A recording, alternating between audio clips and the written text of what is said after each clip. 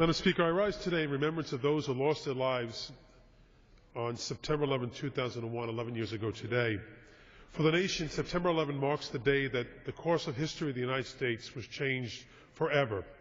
For New Yorkers, 9/11 was the day our great city suffered a grievous blow, leaving behind a hole in the heart of lower Manhattan and an even bigger hole in all of our hearts.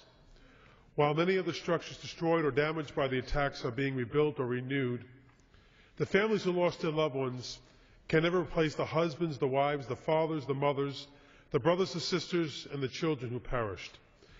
We can also never replace the brave first responders who rushed into the burning buildings, giving their lives for others. Not one single day goes by that families don't think of their loved ones who were lost, and we must ensure that 9/11's sacrifices are never ever forgotten. Today we stand together in honoring their memory and saluting their courage, which they so richly deserve.